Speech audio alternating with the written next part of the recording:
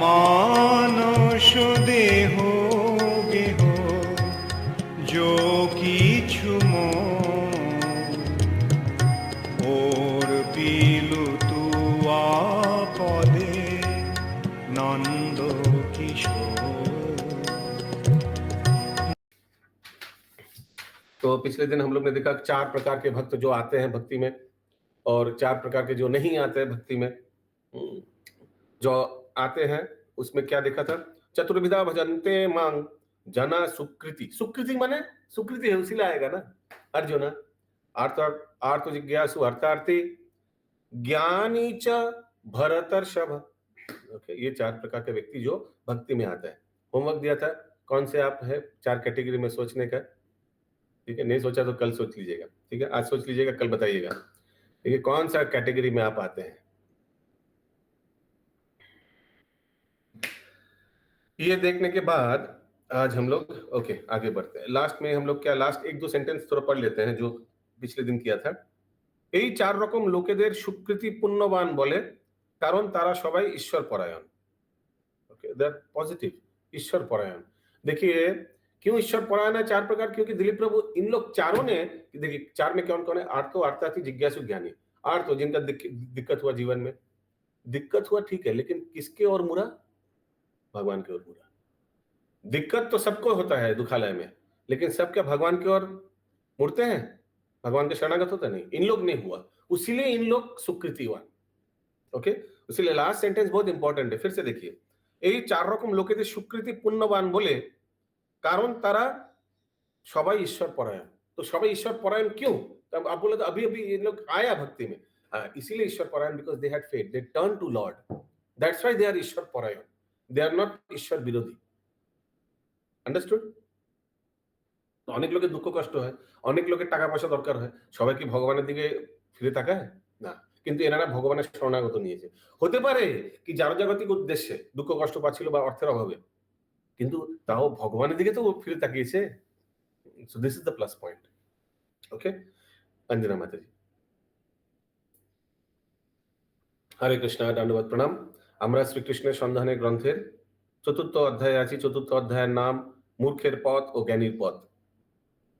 सब मेरा और मेरे बाद सब कृपया दोहराइए।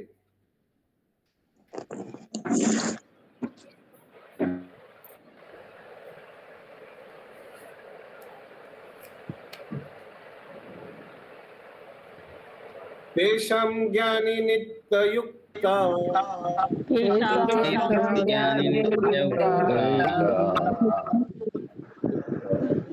निर्विशेषते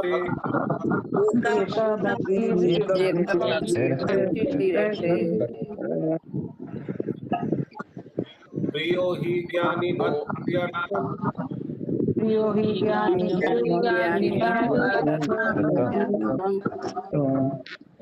अहं च सममाप्रिय।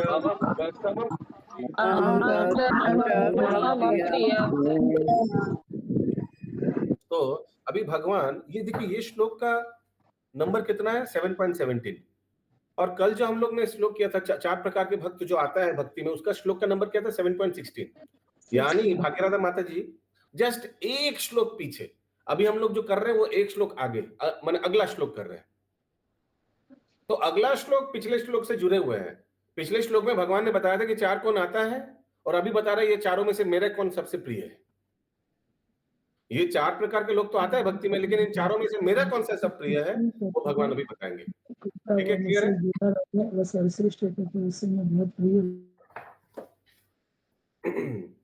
এদের মধ্যে জ্ঞানী যে শুদ্ধ ভক্তি যোগ দ্বারা জ্ঞানত আমার সাথে নিত্যযুক্ত, সেই শ্রেষ্ঠ, কারণ আমি তার খুব প্রিয় আর সেও আমার খুব প্রিয়।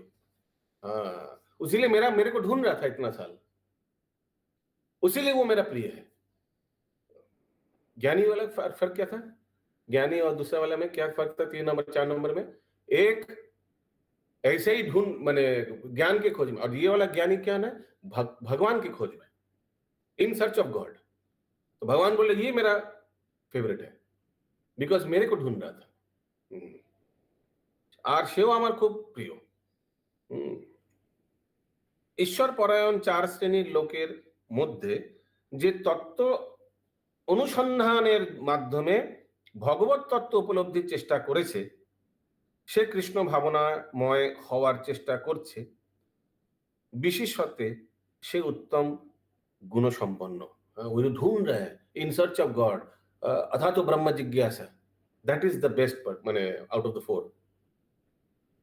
বাস্তবিক পক্ষে কৃষ্ণ বলেছেন যে সেই রকম ব্যক্তি তার খুব প্রিয়, কারণ ভগবানের উপলব্ধি ছাড়া তার অন্য কোনো কাজ নেই। ये spent lot of time.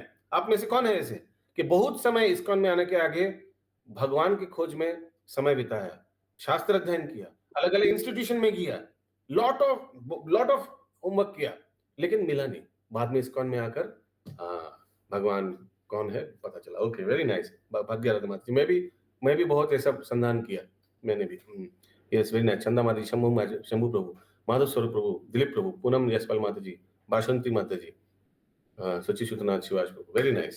Yes, Saroj Krishna माता जी। प्रभु जी बहुत भटके हैं, हाँ। अब जाकर एकदम शांति मिलता है। अब शांति मिला जाकर। ক্লাস 10 থেকে শুরু করেছি বাবু। Very nice. ओके,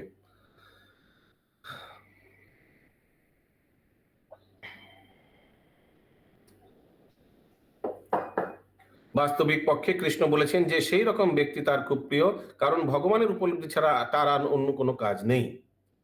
অন্য সব হচ্ছে গৌণ। কোনো কিছু চাওয়ার জন্য কারোরই ভগবানের কাছে প্রার্থনা করতে হয় না, এবং যদি কেউ তা করে তবে সে একজন বোকা। কারণ সে যখন দুর্দশাগ্রস্ত অথবা তার অর্থের প্রয়োজন, ভগবান তা বিশেষভাবে অবগত। सो दैट्स व्हाई ये प्रिय है, क्योंकि आप जाकर जो एप्लीकेशन दे रहे हैं, भगवान जशंग देही, धनंग देही, रूपंग देही, भगवान को तो मालूम है आपका मांगने का दरकार क्या है। आप इससे अच्छा भक्ति मांगते तो सब कुछ मिल जाता। জ্ঞানী এসব উপলব্ধি করেন এবং ভগবান যে কত মহান অন্যদেরকে তা তিনি জানান। तो ज्ञानी व्यक्ति जो भगवान का बहुत प्रिय है, उनको मालूम है, अरे मांगना ही तो मैं सब छोटा छोटा चीज क्यों मांगूंगा, मैं भगवान को मांगूंगा। उसीलिए ज्ञानी व्यक्ति कभी भगवान के पास जाकर कुछ भौतिक चीज मांगते नहीं है, उसीलिए भगवान को सबसे प्रिय है ये व्यक्ति। তার ব্যক্তিগত স্বার্থ, তার খাবার পোশাক অথবা আশ্রয়ের জন্য তিনি প্রার্থনা করেন না। দুর্দশাগ্রস্ত হয়ে শুদ্ধ ভক্ত বলেন, দয়াময় প্রভু, এ আপনার কৃপা, আমাকে সংশোধন করার জন্য আপনি আমাকে দুর্দশার মধ্যে ফেলেছেন, আমাকে আরো বেশি করে দুঃখ দেওয়া উচিত, কিন্তু আপনার কৃপার প্রভাবে আমি তা হ্রাস করেছি। अविचलित और शुद्ध भक्तेर यही होच्छे दृष्टिभंगी। वो भगवान को जाकर बोलते, थैंक यू, हो रहा है मेरा बहुत प्रपटाई हो रहा है, बहुत कष्ट हो रहा है, लेकिन फिर भी इससे बहुत ज्यादा होता, आपने तो मेरे को नजरअंदाज करके, मेरा गलतियों को नजरअंदाज करके मेरे को बहुत कम पनिशमेंट दिया है। ऐसे करके जो ज्ञानी व्यक्ति है, जो भगवान सबसे प्रिय है, वो एप्लीकेशन करता है भगवान को जाकर, कभी टाका पैसा जন্য भगवान को नहीं मांगता है। इसलिए भगवान को ये सबसे प्रिय है। যিনি কৃষ্ণ ভাবনাময়, তিনি জাগতিক দুঃখ দুর্দশা, মান অপমান গ্রাহ্য করেন না, কারণ তিনি এ সবের থেকে অনেক দূরে। তিনি ভালোভাবেই জানেন যে দুঃখ দুর্দশা, মান অপমান শুধু দেহের সঙ্গে সম্পর্কযুক্ত, এবং তিনি তো এই দেহ নন। तो कोई तो आपका आत्मा को तो अपमान नहीं कर सकता है, आत्मा तो भगवान का नित्य दास है।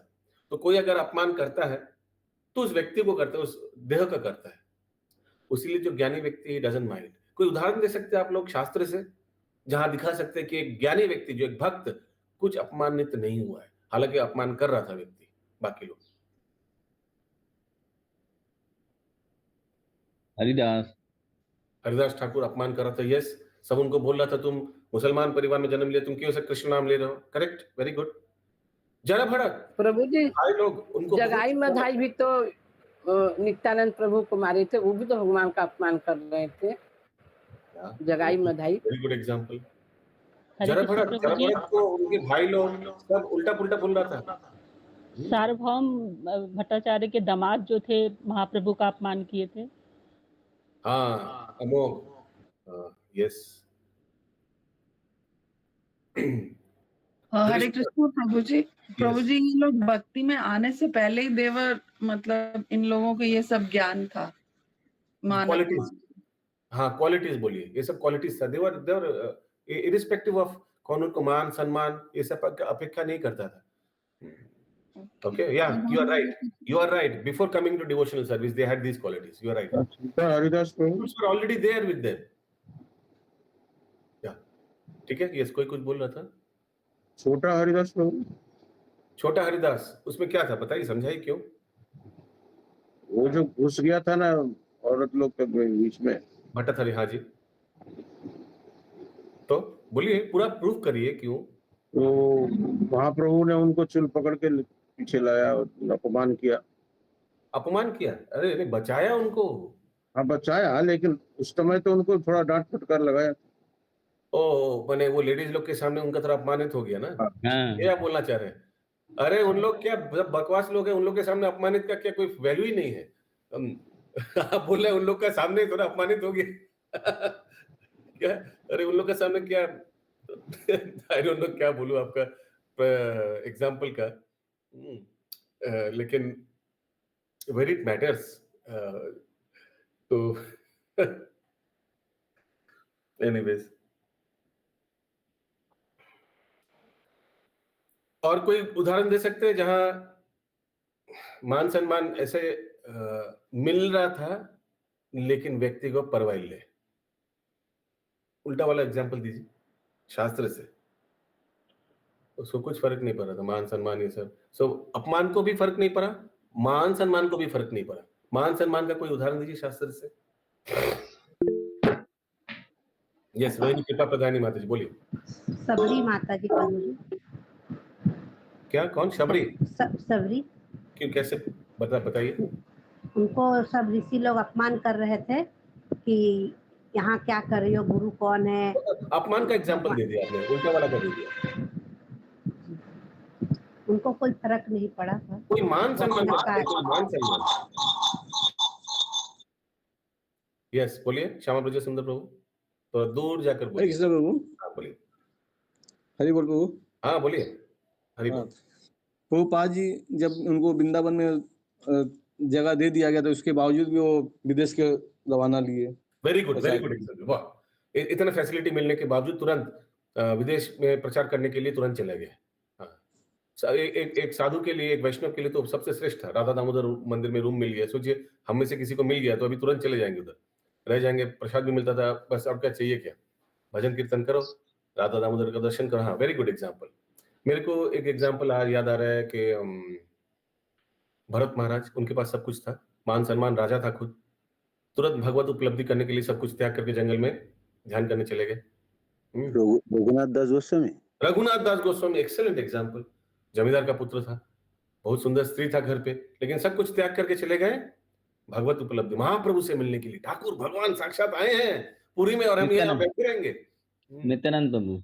नित्यानंद प्रभु क्यों, बताइए, प्रूव करिए। नहीं, रघुनाथ दास जी मिलने गए थे नित्यानंद प्रभु, पानीहाट से मिलने गए थे। ओके, आगे बढ़ते हैं। दृष्टांत स्वरूप आत्मार अमरत्व বিশ্বাসী সক্রেটিস মৃত্যুদণ্ড প্রাপ্ত হন, কিভাবে তাকে কবর দেওয়া হবে জিজ্ঞাসা করা হলে তিনি উত্তর দিয়েছিলেন, সবার আগে আমাকে তোমাদের ধরতে হবে। তাই যে জানে যে দেহ নয় সে বিচলিত হয় না, কারণ সে জানে আত্মাকে উৎপীড়ন করা, हत्या करा अथवा कब्र देवा जाए ना। कौन सा श्लोक याद आ रहा है आप लोग को ये सुनकर? आत्मा को हत्या नहीं कर सकते आप, उत्पीड़न नहीं कर सकते हैं। नैनम छिन्दन्ति शस्त्राणि प्रभु जी। बोलिए पंकज प्रभु। तो श्लोक तो बताया ना, नैनम छिन्दन्ति शस्त्राणि। करेक्ट। और ये क्या लिखा हुआ है? अमरत्व विश्वासी सॉक्रेटिस माने? ये अलेक्जेंडर सॉक्रेटिस, हमको लग रहा है वही वाला कुछ है, किसी को मालूम है? सुकरात नाम था उसका, फिलोसॉफी जो था सुकरात, फिलोसफर। अच्छा, इंग्लिश में क्या लिखा है एक बार देख लेते हैं। ओके एनीवेज, जे कृष्ण तत्वविद माने वन हु जिनको कृष्ण तत्व मालूम है, जो भक्त हैं, সে নির্ভুলভাবে জানে যে সে দেহ নয়, সে কৃষ্ণের অবিচ্ছিন্ন অংশ, তার প্রকৃত সম্বন্ধ কৃষ্ণের সাথে, এবং যেভাবেই হোক যদিও তাকে এই জড় দেহ দেওয়া হয়েছে, তাকে অবশ্যই जड़ प्रकृति 3 गुण থেকে दूरे থাকতে হবে। एकदम भरत महाराज जैसे, उनको मालूम था कि ठीक है अभी हमको ये शरीर फिर से मिल गया है, लेकिन मैं प्रकृति से दूर रहूंगा, माया से दूर रहूंगा। तो इसलिए वो एकदम जड़ बन गया। तो भक्त लोग को भी ऐसे याद रहना चाहिए कि ठीक है मैं भी भौतिक जगत में आ गया हूं, हालांकि मैं कृष्णदास हूं, तो मैं क्या करूंगा, मैं भजन कीर्तन करूंगा, साधु लोग का संगत करूंगा, और माया से जितना हो सके मैं दूर रहूंगा, जितना हो सके। क्यों? क्योंकि देखिए ऑफिस तो जाना पड़ेगा, ऑफिस में तो आप बोल नहीं सकते जितना भी आप लोग जप नहीं कर रहे हो बाहर निकलो, बोल सकते हैं माधव स्वरूप प्रभु ऐसे दुकान में हम सिर्फ भक्त कस्टमर को ही हम सामान बेचेंगे, बोल सकते हैं ऐसे? नहीं। तो सबके साथ संगत करना पड़ता है ना। अब बस में चढ़ेंगे, बोलेंगे सब नॉन डिवोटीज नीचे उतर जाओ, पहले आपको भी धक्का दे देगा, सब नीचे उतार देगा। तो उसलिए तो जितना, लेकिन जितना हो सके कि आपको जितना ये असाधु का संगत नहीं करना है, तो उतना अपने आप को बचा के रखेंगे ना। এসব বোঝে সে হচ্ছে একজন জ্ঞানী, একজন বিজ্ঞ ব্যক্তি, এবং তিনি কৃষ্ণের অতি প্রিয়। একজন আরতি ব্যক্তি মানে जो समस्या में है, যখন ঐশ্বর্যের মধ্যে নিমগ্ন হয় সে ভগবানকে ভুলে যেতে পারে, কিন্তু একজন জ্ঞানী যিনি ভগবানের যথার্থ স্বরূপ জানেন তিনি কখনো তাকে ভুলেন না। ये एक फैसिलिटी है। जो अर्थात तो आरती व्यक्ति है, जो धन के लिए भगवान के पास अप्रोच किया है, धन मिलने के बाद तो भगवान को भूल जाएंगे। उदाहरण दूं, रावण ब्रह्मा जी को, हालांकि भगवान के पास नहीं गया था, ब्रह्मा जी को तपस्या किया, जब उनको सब स्वीकृति मिला तो क्या किया? क्या उसको वो काम में लगाया? नहीं, वो स्वर्ग को आक्रमण कर दिया। तो यही होता है, जब पैसा मिल जाता है, धन संपदा आ जाता है, तो फिर जिसने धन दिया है, क्या उद्देश्य से दिया है, वो सब भूल जाते हैं लोग। यस, चंदा माता जी। प्रभु जी कह रहे हैं कि जब घर में और रिश्तेदारी में ही भक्त लोग रहे तो उनसे कैसे बचा जा सकता है? हाँ, ऐसा बचा जा सकता है जैसे गोपी लोग किया था। गोपी लोग कभी उन लोग को महसूस नहीं करने दिया कि गोपियों को कृष्ण के साथ संबंध है। वैसे ही घर में अगर कोई है जो भक्ति से उनको कुछ लेना देना नहीं, उनको चिढ़ जाते हैं सुनने से ये सब, उनको कभी महसूस मत कराइएगा कि वो खराब पथ में है, आप श्रेष्ठ हैं, आप भक्त बन गए, आप जप करते हैं, भगवान का आश्रय, ऐसा मत महसूस कराइएगा। आपको कमल फूल जैसे रहना है, पानी में भी और नहीं भी, कमल पत्ता जैसा, कीचड़ में भी और नहीं भी, ये है कला। सो कभी उन लोग को महसूस मत कराइएगा, लेकिन अपना भजन साधन गोपन में करना पड़ेगा। ऐसे बहुत भक्त हैं, पूरा ऐसा जगह में परिस्थिति है, तो क्या करते हैं। अभी हमारा ऑफिस में एक लड़का है, वो यूथ फोरम में, इधर इस्कॉन यूथ फोरम में गोपीकांत कृष्ण प्रभु का क्लास करता है, तो बता रहा था कि कितना डिफिकल्ट होता है। मैं जहाँ मेस होता है ना, मेस में रहता हूँ, सब नॉन डिवोटीज है, सब उल्टा सीधा कचरा कथा बातचीत बोलते रहता है। मैं तो ऑफिस से जाता हूँ, बैग रख के सो जाता हूँ, सुबह उठता हूँ, फिर अपना कुकिंग अलग से करना पड़ता है। लेकिन ये इन लोग सारा रात 1 बजे 2 बजे तक इन लोग टीवी देखता है, मोबाइल में गाना सुनता है। मेरा तो आस्ते आस्ते अभ्यास हो जा रहा है। आगे तो पहले बहुत डिफिकल्ट हो रहा था, नींद नहीं आता था, लेकिन आस्ते आस्ते अभी अभ्यास हो जा रहा है। तो भगवान ने कृपा की उनके ऊपर, आस्ते आस्ते अभ्यास हो जा रहा है। हमारे रूम में 6-7 लड़के हैं, मैं अकेला भक्त हूँ, तो इन लोग तो सब रात 1:30 बजे तक अड्डा मारता है।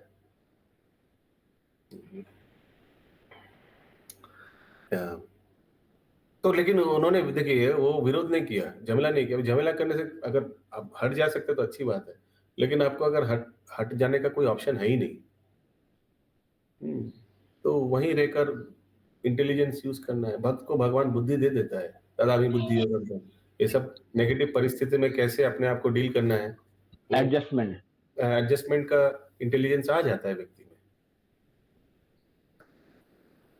निर्विशेषवादी नामे एक श्रेणी ज्ञानी আছে, अभी बहुत इंपॉर्टेंट, अभी नया टॉपिक, वेरी वेरी इंपॉर्टेंट। निर्विशेषवादी यानी जो भगवान का स्विशेष रूप का स्वीकार नहीं करता, यानी जो बोलता नहीं कि भगवान का रूप है।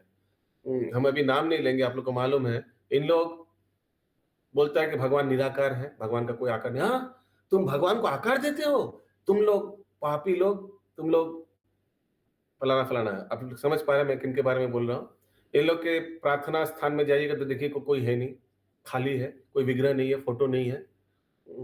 ऐसे इनका है। क्यों? इन लोग सोचता है कि भगवान निराकार है, भगवान कुछ है ही नहीं, माने without any body, no form. निर्विशेषवादी, इसलिए निर्विशेष मीन्स नो फॉर्म, फॉर्मलेस।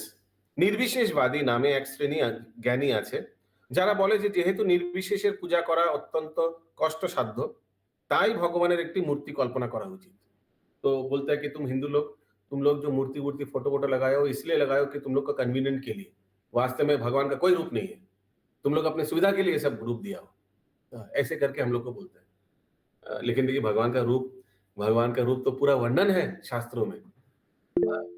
तो ऐसे उन लोग बोलते हैं कि नहीं, तुम लोग फिर ये हो। यस, चंदा माता जी। प्रभु जी, मस्जिद में कोई मूर्ति नहीं रहता है, तो हम लोग कोई एकदम खाली है, नाम नहीं लेंगे, ऐसे हम लोग जनरल डिस्कशन करेंगे। आप लोग को मालूम है ये सब लेक्चर्स यूट्यूब में दिया जाता है, रिकॉर्डिंग होता है। हाँ, और देश का परिस्थिति क्या है, पूरा ब्रह्मांड का क्या परिस्थिति आप लोग को मालूम है। हम लोग चाहते हैं कि ये क्लास चलते रहे, ठीक है, उसीलिए हम लोग सॉरी प्रभु जी, अब नहीं नाम लेंगे। ওকে, এরা আসলে জ্ঞানী নয়, এরা সব বোকা। কেউই ভগবানের মূর্তি কল্পনা করতে পারে না, কারণ ভগবান কত মহান। কেউ কোনো মূর্তি কল্পনা করতে পারে, কিন্তু তা কল্পনা প্রসূত, তা আসল মূর্তি নয়।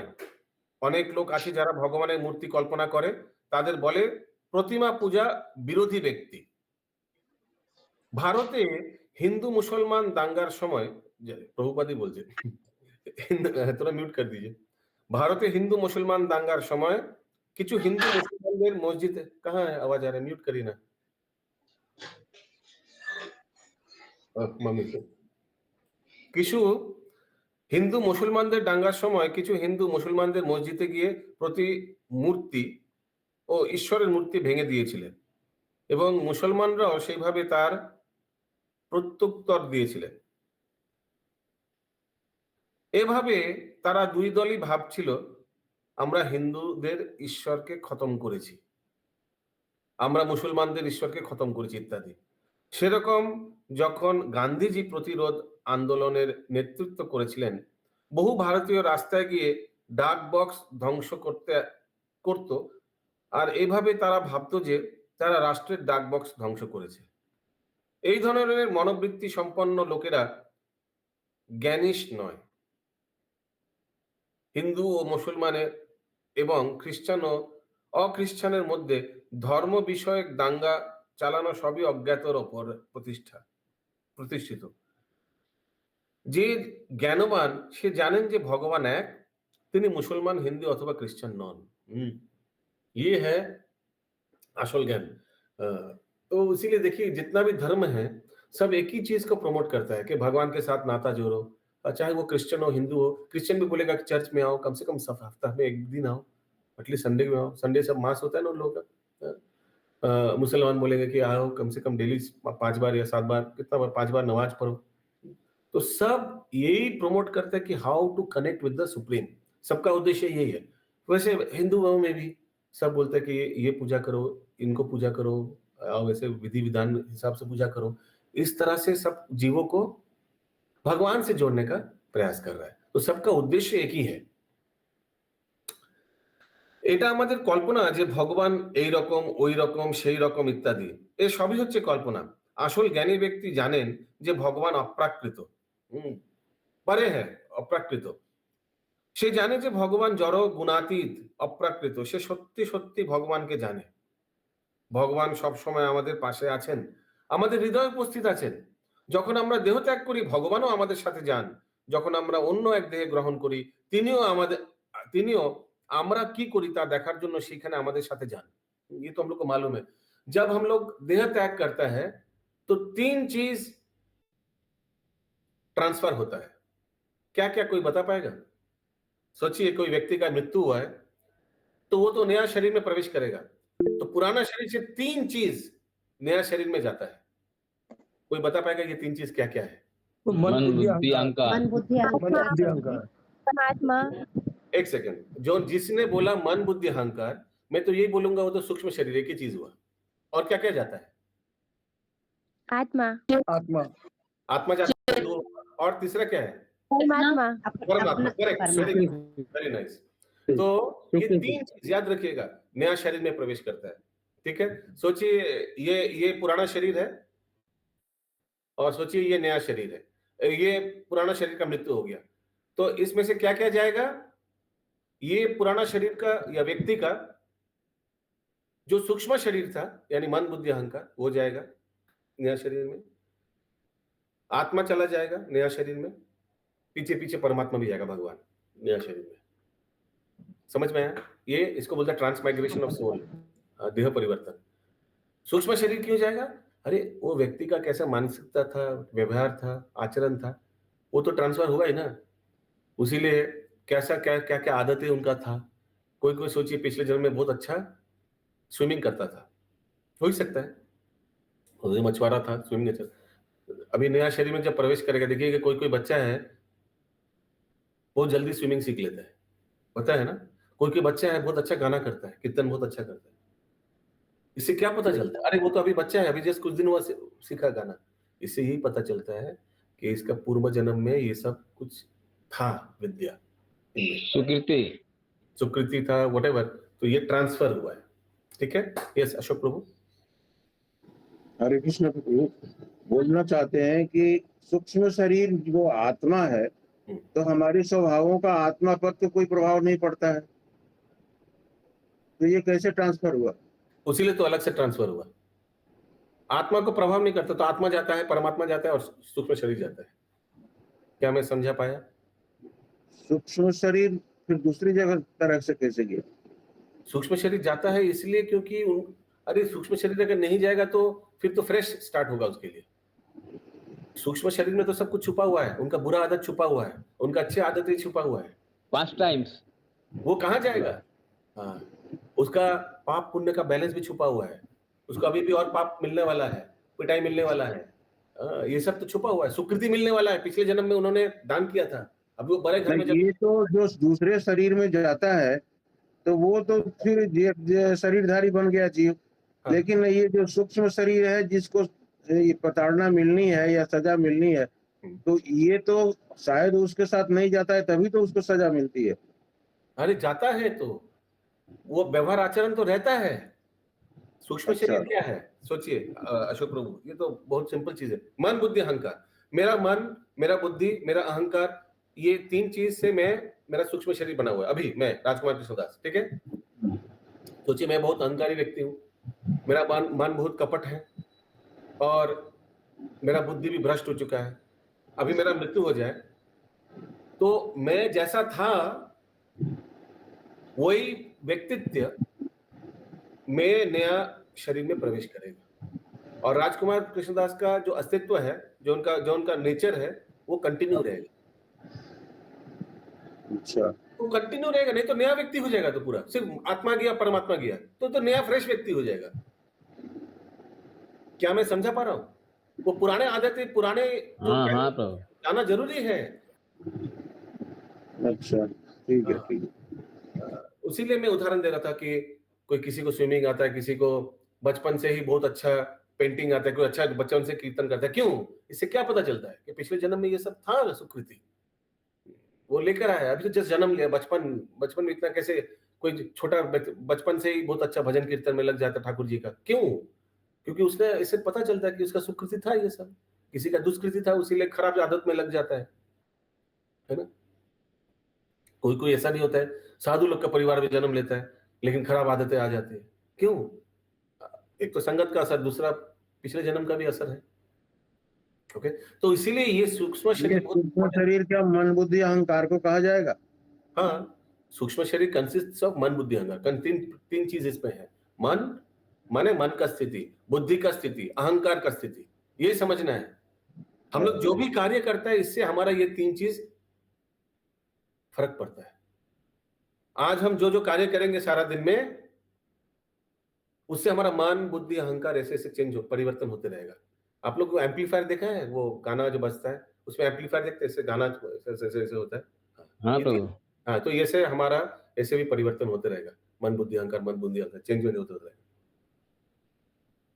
और मृत्यु के समय, अंतिम समय जो मन बुद्धि अहंकार का स्थिति है वो तब जाएगा, फिर वो वाला नया जगह नया शरीर में परिवर्तन होगा, ट्रांसफर होगा। सिंपल साइंस, लेकिन कोई भी स्कूल में पढ़ाया जाता नहीं है।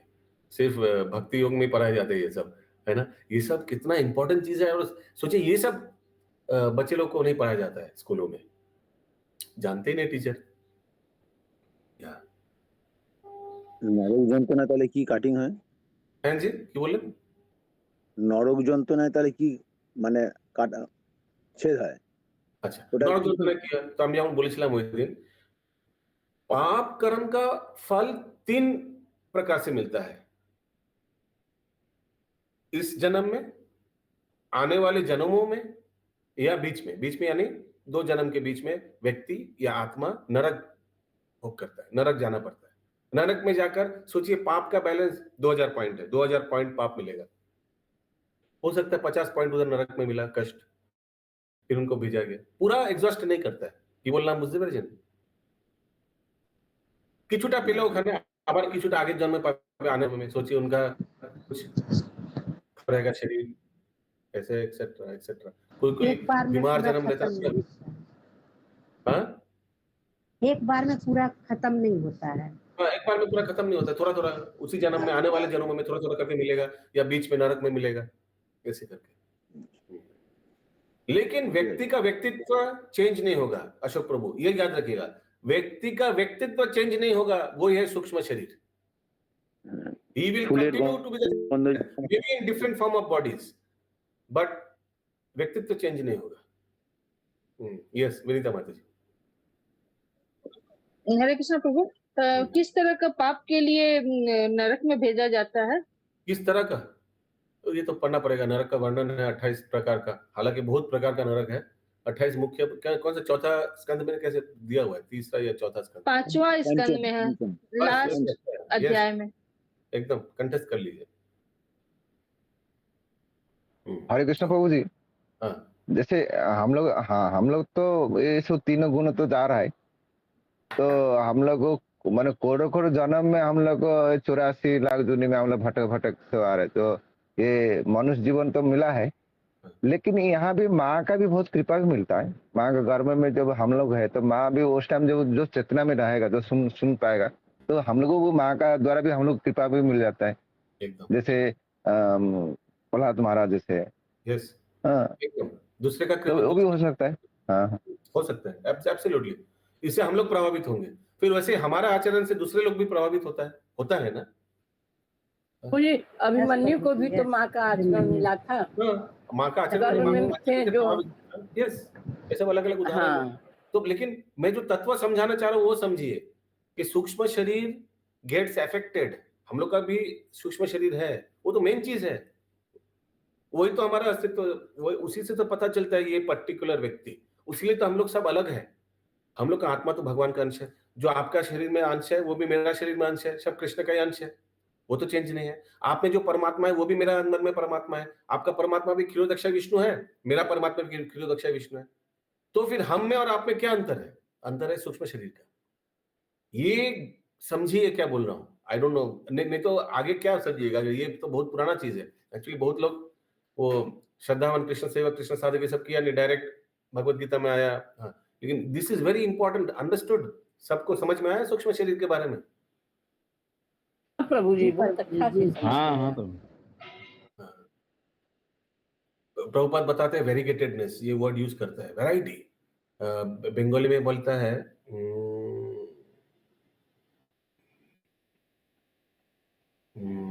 নামটা মনে পড়ছে না। मैंने वैरायटी है, तो इसीलिए हम लोग सब वैरायटी है भगवान, कोई भी हम लोग एक नहीं है, क्योंकि हम लोग का सूक्ष्म शरीर का मात्रा अलग है, मन बुद्धि अहंकार का मात्रा आप मेरा सबका अलग है, हम सभी का अलग है। वेरिकेटेड में से बांग्ला टक किया ना, हिंदी टक किया ना, भिन्न मैंने वैरायटी, विभिन्न प्रकार ने प्रभुपाद एक पर्टिकुलर वर्ड यूज करता है, चला एक्सीलेंट टर्म। एनीवेज आगे। मुझे एक क्वेश्चन और है मेरा। हाँ बोलिए। प्रभु जी बोल रहे हैं कि जरूरी है कि मनुष्य रूप में ही मिले हमको, सूक्ष्म शरीर उसमें जाएगा तो दूसरे शरीर में जानवर का भी तो मिल सकता है। मिल सकता है, कुछ होगा नहीं परिवर्तन, उसमें भी जाएगा सूक्ष्म शरीर। हाँ जाएगा तो कुछ परिवर्तन नहीं, जानवर में भी जाएगा प्रभु जी। जानवर में जी हाँ चले जाएगा सूक्ष्म शरीर, लेकिन एक अभी इधर एक खेला है, देखिए वो प्रकृति के नियम से बंधे हुए हैं, he doesn't have any choice, उसका चेतना बहुत कम है, तो सूक्ष्म शरीर ज्यादा प्रभावित नहीं होगा। अगर कल हम टाइगर बन गए तो विदाउट एनी चॉइस हम डियर को मारेंगे और खाएंगे, I will have no choice, मैं शरीर से वो bound by the nature of the body. लेकिन एकमात्र मनुष्य शरीर में ही है जहां व्यक्ति अक्ल इस्तेमाल कर सकता है, वो माया में कितना या कृष्ण में फंस सकता है। बाकी शरीरों में क्या है, उस शरीर का जो नेचर है उससे बच जाता है। अगर हम मछलियों के जन्म लिए तो क्या मैं त्याग कर सकता हूं कि मैं ऊपर रहूंगा नीचे, मैं तो पानी में रहना ही पड़ेगा, देयर इज नो चॉइस। क्या मैं समझा पा रहा हूँ? हाँ प्रभु जी, उसका कोई ऑप्शन नहीं रहता है। ज्यादा परिवर्तन नहीं होता है, वो स्थगित हो जाता है, बहुत कम परिवर्तन होता है। वो वेट करता है कब फिर से मनुष्य शरीर आएगा, बाय रोटेशन या बाय कृपा। फिर से समझे मैं क्या बोला, बाय रोटेशन या बाय कृपा। रोटेशन माने 80 लाख 1 2 3 4 5 6 7 ब्ला ब्ला ब्ला ब्ला ब्ला ब्ला ब्ला ब्ला ब्ला ब्ला ब्ला ब्ला 80 लाख ऐसे करके एक शरीर में घूमना पड़ेगा बाय रोटेशन। और बाय कृपा, और बाय कृपा माने सोचिए मैं बंदर शरीर में जन्म लिया, अचानक कोई कृष्ण प्रसाद खिला दिया तो क्या होगा? तुरंत मैं क्या रोटेशन में जाऊंगा? नहीं। मैं क्या सीक्वेंस लाइन फॉलो करूंगा? नहीं, क्योंकि मुझे कृष्ण प्रसाद मिला भगवान का, मैं डायरेक्ट, हो सकता है कि अगला जन्म में मैं मनुष्य का शरीर मिलेगा, डायरेक्ट स्किप करूंगा। यह है सुकृति। इसीलिए मैं बोल रहा था या तो रोटेशन बाय और बाय कृपा। यस रोहिणी, कृपा प्रदानी माता। हाँ प्रभु जी, तभी तो भरत महाराज इंतजार किए कि हिरण शरीर को त्याग के मनुष्य शरीर पाए, फिर हमारा आगे भक्ति बढ़े। ऐसे वो उसको मालूम नहीं था कि मनुष्य शरीर पाएगा। ऐसा नहीं कि वो व्यक्ति को मालूम था अभी मैं हिरण शरीर त्याग करूंगा, अभी मनुष्य शरीर मिलेगा, ऐसे कुछ भरत महाराज को मना नहीं, उनको तो स्मृति थी, उनको पश्चाताप हुआ, फिर वो वापस आए। स्मृति था, ऐसे किसी को भी पता नहीं रहता ना प्रभु जी। नहीं किसी को नहीं रहता। भरत महाराज क्यों रहा था, उसके लिए प्रभुपाद बताते हैं वो सुकृति था, वो भाव स्टेज में पहुंच गया था। आप में भाव स्टेज में पहुंचा है क्या? नहीं, इसलिए हम लोग को मालूम नहीं पिछले जन्म में हम लोग था क्या। भरत महाराज भाव स्टेज में, भाव प्रेम, वो जो नवदा भक्ति का जो स्टेज आता है, भक्ति लैडर सॉरी, उसमें वो भाव स्टेज में पहुंच गया था, मैंने एकदम सेकंड लास्ट स्टेज में। उस स्टेज में अगर पहुंच जाएगा तो पता चल जाएगा पिछले जन्म में क्या था। यस विनीता माता। प्रभु जी, ये पशु योनि में इतना चेतना हाई रहता है कि वो सोच सकता है कि हम मनुष्य जन्म नहीं रहता, चेतना बहुत कम रहता है, इसलिए सूक्ष्म शरीर को प्रभावित नहीं पड़ता है। क्या चेतना रहेगा प्रभु? तो वो जैसे आप अभी बोले ना कि वेट करता है। एक बात बता रहा हूँ, पशु लोग क्या डिसाइड करेंगे, चेतना है क्या उसका? कौवा को देखिए सुबह उठ कर क्या करता है, कहाँ खबर है, कहाँ खबर है, वो क्या भजन करेगा? उसका तो वो शरीर से बंध गया, उसको सिर्फ खाना पीना ही और सोना और मैथुन करना, यही करेगा और कुछ नहीं कर सकता। नहीं प्रभु जी, हम पूछ रहे कि उसका सोचने का इतना चेतना हाई रहता है कि वो पशु योनि में है, उसको आगे बढ़ना है।